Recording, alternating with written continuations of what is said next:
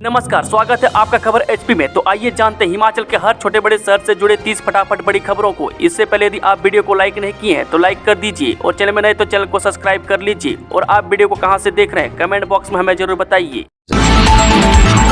CM Sukhu के 9 विधायकों वाले बयान से सियासी हलचल फिर तेज, जाना पूरा मामला। जी हां, मुख्यमंत्री सुखविंदर सुक्खू के बयान के बाद प्रदेश में एक बार फिर से सियासी हलचल तेज हो गई है। वह सीएम सुक्खू ने भाजपा के 9 अन्य विधायकों को अयोग्य घोषित करने के बयान से नया तीर छोड़कर भाजपा पर पलटवार किया है। इस मामले में कांग्रेस विधायकों ने एक याचिका दायर की थी जो विधानसभा अध्यक्ष के पास विचाराधीन है। अब चर्चा यह है कि अगर सचमुच ऐसा होता है तो प्रदेश विधानसभा के तीसरे उपचुनाव की नौबत आ सकती है। वह 3 अन्य विधानसभा सीटों के उपचुनाव की प्रक्रिया के बीच नई राजनीतिक सुगबुगाहट शुरू हो गई है। हमीरपुर में मुख्यमंत्री सुक्खू के कांग्रेस प्रत्याशी रहे डॉक्टर पुष्पेंद्र वर्मा की नामांकन रैली के दौरान बीते दिन कहा कि नेता प्रतिपक्ष जयराम ठाकुर सरकार बनाने के सपने लेना छोड़ दे। कांग्रेस के पास 38 विधायक है। जयराम ठाकुर को अपने 9 विधायकों की चिंता करनी चाहिए। उनके 9 विधायकों के खिलाफ विधानसभा अध्यक्ष के पास याचिका लंबित है। बम्बर ठाकुर बोले, मेरी हत्या हुई तो नड्डा, जम्वाल और डीजीपी होंगे जिम्मेदार। जी हां, पूर्व विधायक बम्बर ठाकुर ने डीजीपी पर 22 साल पुरानी खुन्नस रखने का आरोप लगाया है। उन्होंने कहा कि इसी खुन्नस के कारण डीजीपी गोलीकांड में उनके बेटे और परिवार का नाम ले रहे हैं। वह बम्बर ठाकुर ने शनिवार को शहर में समर्थकों के साथ भाजपा के खिलाफ आक्रोश रैली निकाली। वह बम्बर ने कहा कि यदि उनकी हत्या होती है तो जेपी नड्डा, त्रिलोक जम्वाल और डीजीपी अतुल वर्मा जिम्मेदार होंगे। यह उनकी अंतिम रैली भी हो सकती है। उन्होंने कहा कि भाजपा के नेताओं ने बिलासपुर में गुंडों और नशा तस्करों के समर्थन में रैली की।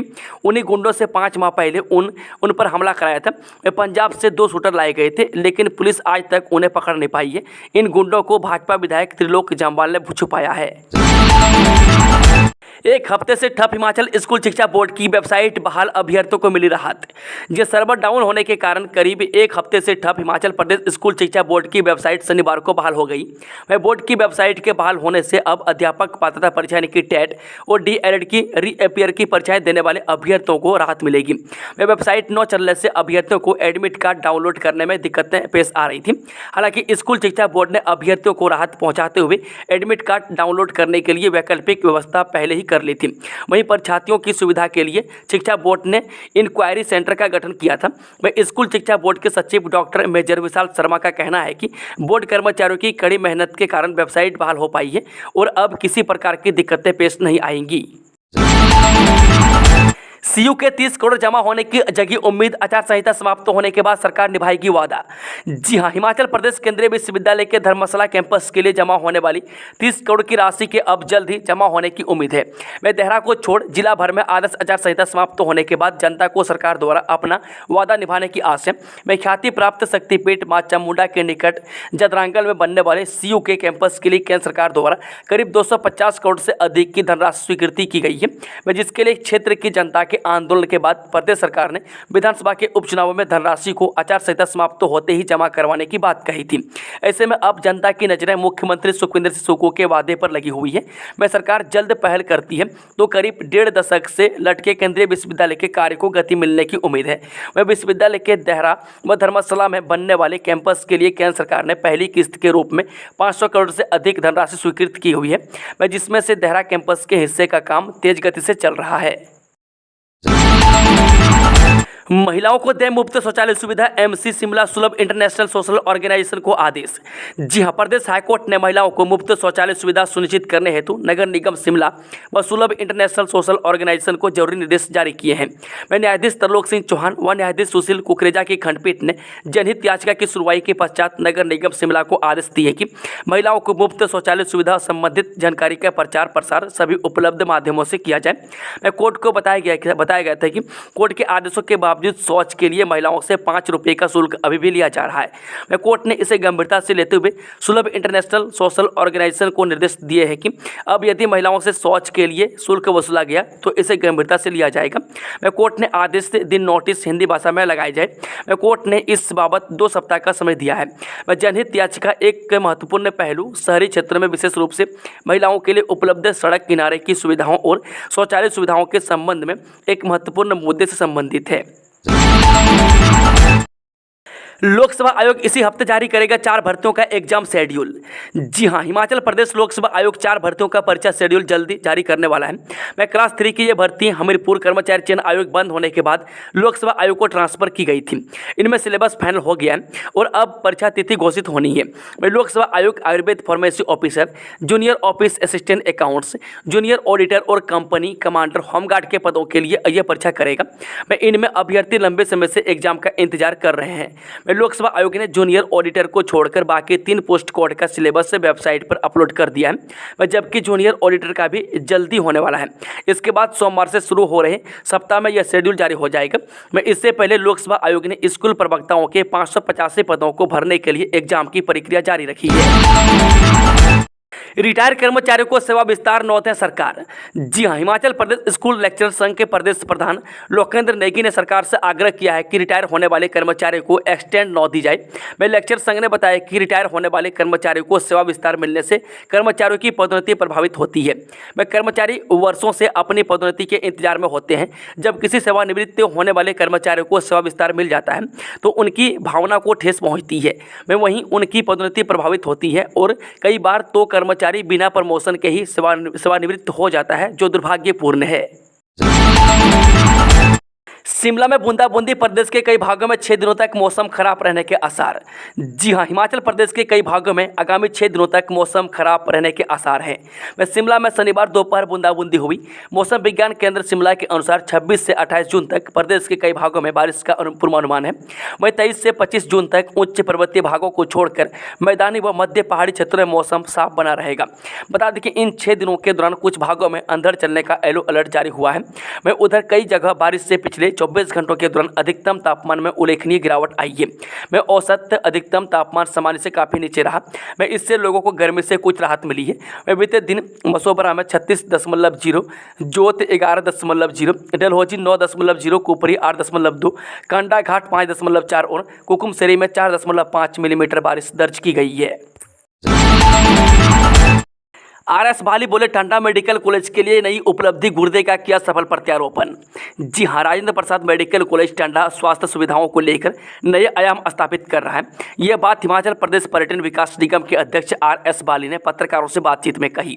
उन्होंने कहा कि मेडिकल कॉलेज टांडा में डॉक्टरों की ओर से गुर्दे का सफल प्रत्यारोपण ऑपरेशन करके स्वास्थ्य के क्षेत्र में एक नया आयाम स्थापित किया गया। मैं इस कार्य के लिए RS बाली ने समस्त टीम को बधाई दी है। बाली ने कहा कि गुर्दे के प्रत्यारोपण की इस सुविधा का लाभ यहां आने वाले मरीजों को मिलेगा और अब उन्हें PGI एम्स के चक्कर नहीं लगाने पड़ेंगे और इससे उनके पैसों की भी बचत होगी। उन्होंने कहा कि इस सुविधा का लाभ मरीजों को हिम केयर और आयुष्मान योजना के अंतर्गत फ्री में मिलेगा।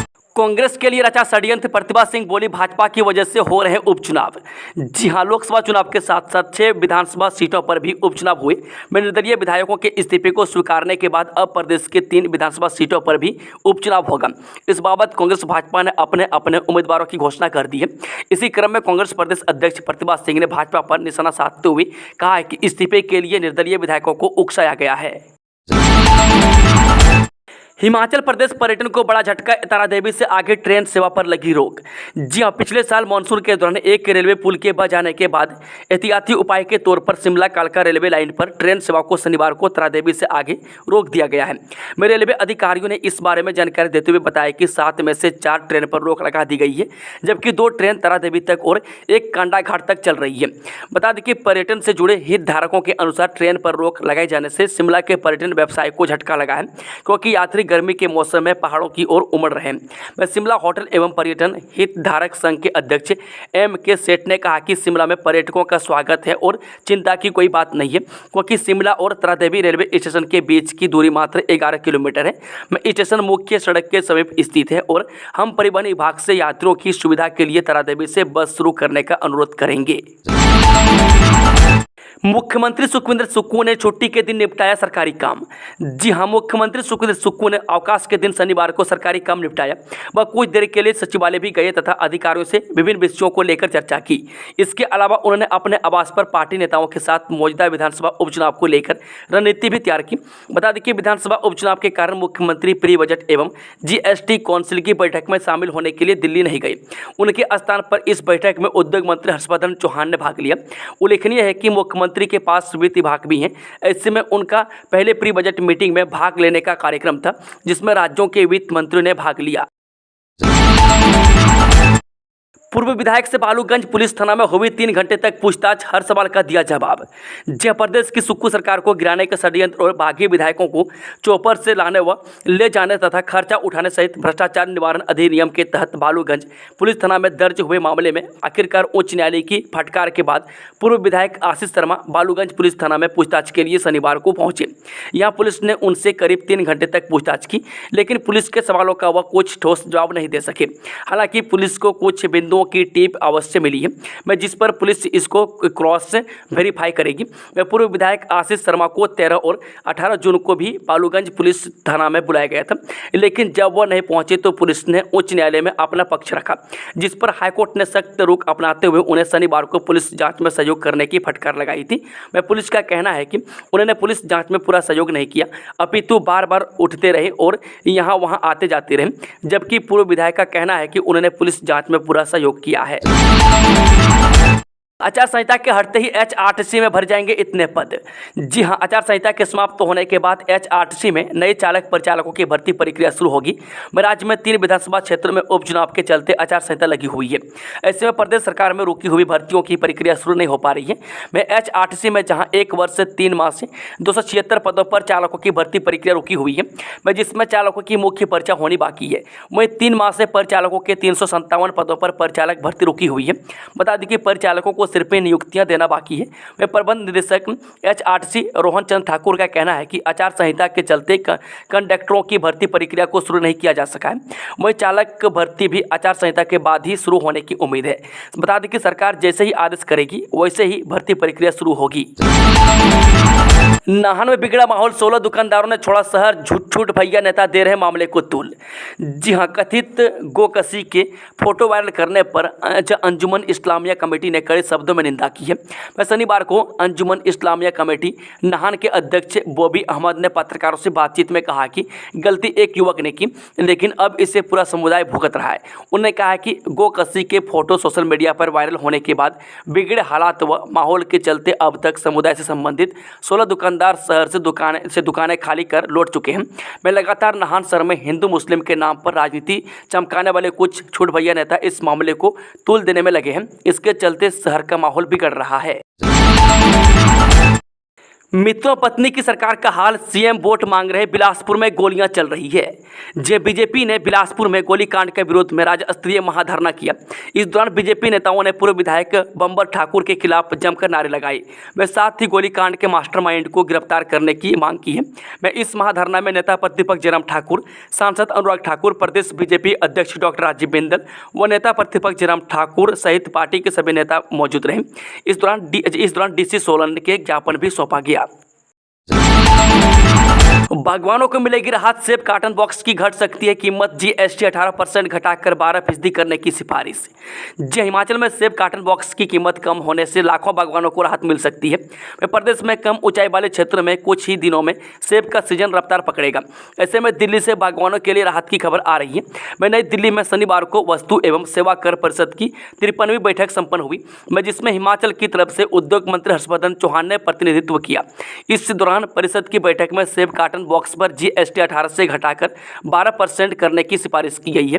बता दें कि प्रदेश की आर्थिकी में सेब का योगदान 5,000 करोड़ से अधिक का है। हिमाचल में हर साल खरीद कार्टन बॉक्स की मांग रहती है। मैं बता दें कि दिल्ली में लिया गया निर्णय अगर सिरे चढ़ता है तो बागवानों को महंगा कार्टन खरीदने से बच सकते हैं। GST कम होने से सेब सीजन में सस्ता कार्टन खरीदने की सुविधा मिलेगी। उद्योग मंत्री हर्षवर्धन चौहान ने कहा कि सभी प्रकार के कार्टन बॉक्स पर GST की दरें कम करने से प्रदेश के बागवानों को लाभ होगा। इसके साथ ही कार्टन उद्योग को भी राहत मिलेगी। उन्होंने कहा कि सरकार निरंतर सेब के कार्टन बॉक्स पर GST कम करने की मांग उठाती रही है। राज्य सरकार किसानों के हितों की पैरवी के लिए प्रतिबद्ध है। क्या है fast track immigration trusted traveller programme, जिसका अमित शाह ने किया उद्घाटन। जी हां, गृह मंत्री अमित शाह ने शुक्रवार को इंदिरा गांधी अंतर्राष्ट्रीय यानी कि IGI हवाई अड्डे पर fast track immigration trusted traveller programme यानी कि FTI-TTP का उद्घाटन किया। इस पहल का उद्देश्य भारतीय नागरिकों और overseas citizen of India card धारकों के लिए यात्रा के अनुभव को तेज, आसान और ज़्यादा सुरक्षित बनाना है। यह कार्यक्रम भारत की इमिग्रेशन सिस्टम को आधुनिक बनाने और भारतीय नागरिकों और OCI कार्ड धारकों के लिए ट्रेवलर एफिशिएंसी में सुधार करने की दिशा में एक कदम है।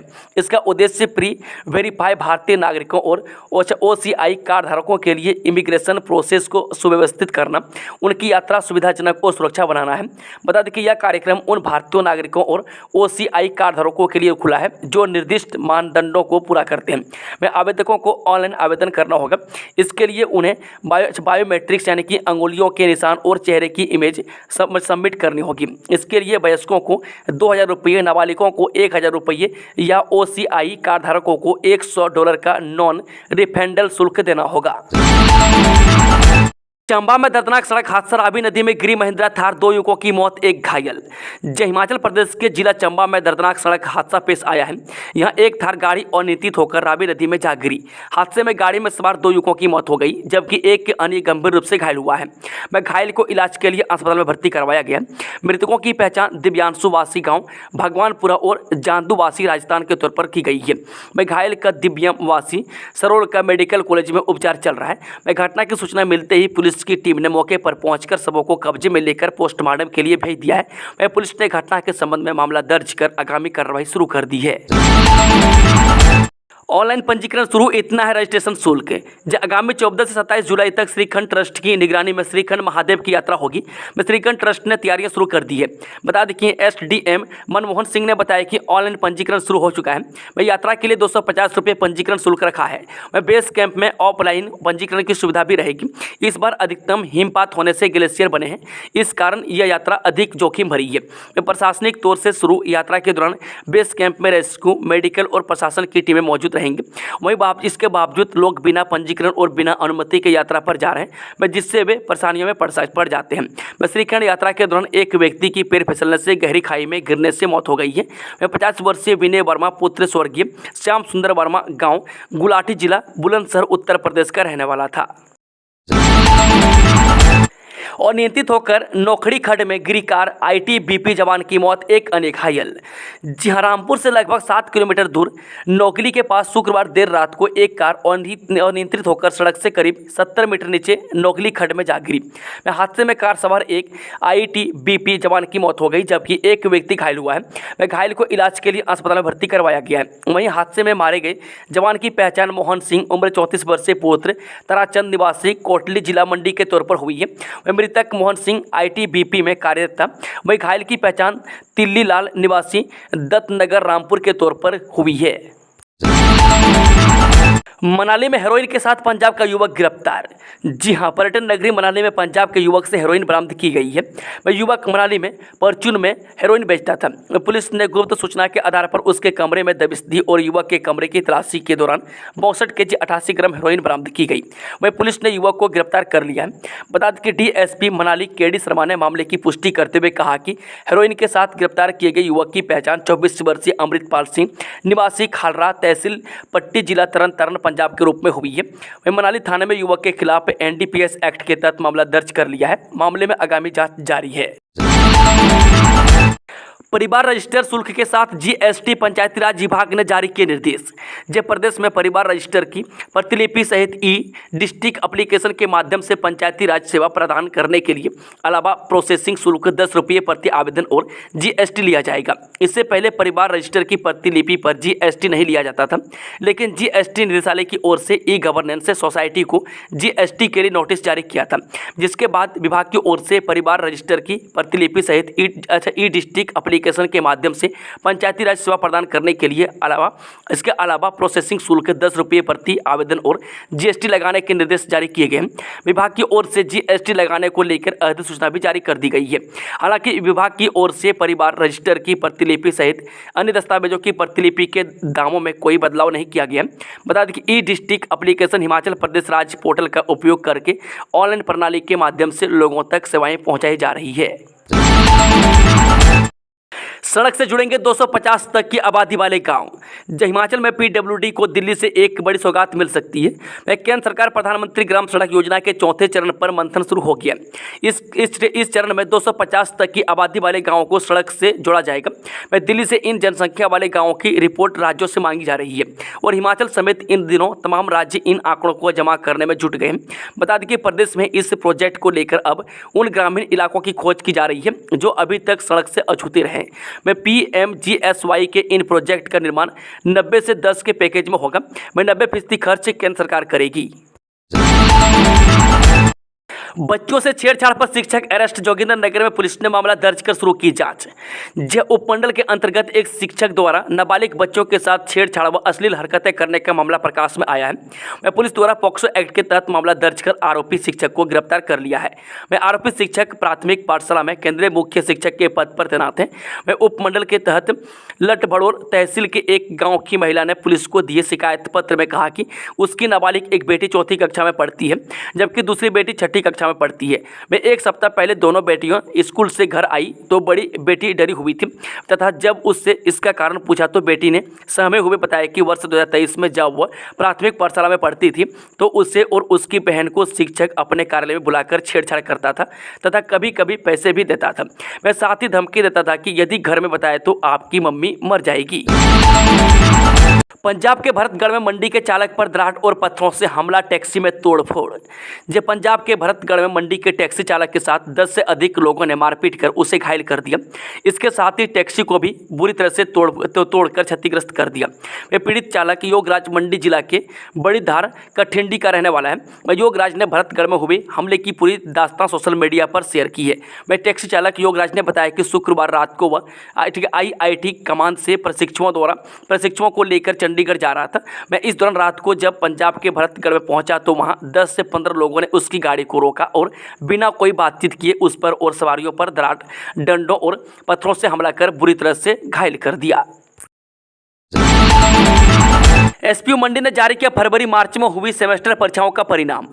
सरदार पटेल विश्वविद्यालय मंडी ने यूजी और पीजी सेमेस्टर कक्षाओं के परीक्षा परिणाम घोषित कर दिए। वे विद्यार्थी एसपीयू के एग्जाम पोर्टल पर अपने यूजर आईडी से लॉगिन कर परिणाम देख सकते हैं। जो विद्यार्थी परीक्षा परिणाम से संतुष्ट नहीं है वे जल्द ही पुनर्मूल्यांकन के लिए फॉर्म भर सकते हैं। फॉर्म भरने की अंतिम तिथि 7 जुलाई तय की गई है।